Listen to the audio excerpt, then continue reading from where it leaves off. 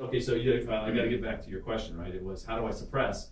They're right down here. It's not super easy to find. It's not like they pop it out where you can see it, but suppress estimated value for subject property, suppress estimated value for comp, suppressed refined value for subject property. These things, when you suppress these things, this is what makes that go away.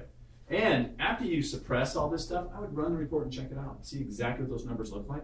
And eventually you'll get really comfortable. And over time, it'll default back. You notice that it doesn't check those suppressed things. By default, it wants to show them.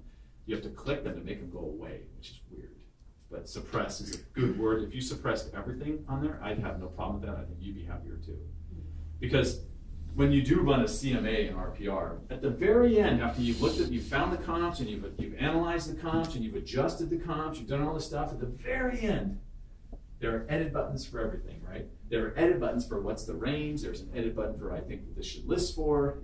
It's all editable because you're still the expert. This thing is not, it's not gonna just punch out the number you want. You've got to make those adjustments as you go. Sound good? Questions? Okay. So I'll it's up to you. I want to kind of walk through some of the mobile stuff, and I'll show you a couple more things on here. But if you want me to do kind of walk through the process of a CMA, I'd be happy to towards the end. So just let me know as we get closer. Because you may already be doing those and don't care so much. You know how to increase the number of active properties.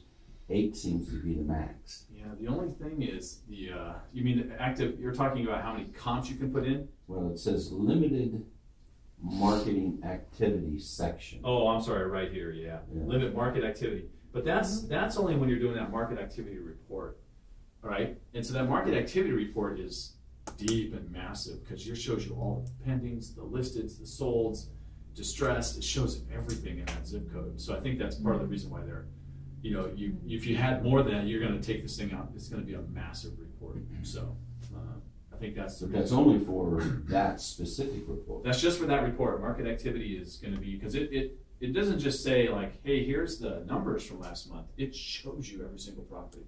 So if you set that up for your database, your sphere, everyone wants to know what's going on in their zip code, right? Mm-hmm. You could send that on a monthly basis, not automated, but you could quickly run it for that zip code and have it out. The couple of things I think that are key in here that get kind of shoved to the side a little bit is some of the tools that they've added, like Hanley Wood and their ability to put an appraised value on remodels and things people have done to their house is huge. Because I know this happens. In fact, we're closing on our home in Phoenix today, so you might see me look at my phone. Now I'm that guy. I ran a branch for 10 years. I know what it's like. I know what it's like to be bugged by the seller. Have we closed? Is it recorded? Is it recorded? Are we done? Are we done? Are we done? So I'm trying really hard not to be that guy. It's super hard. It's super hard.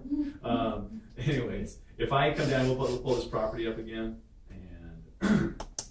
and I want to go in and, we know that this summary page is super deep. It's just tons of data, all kinds of good information. The history and the charts are like made up of this summary. They all kind of combine into one place. But refined value,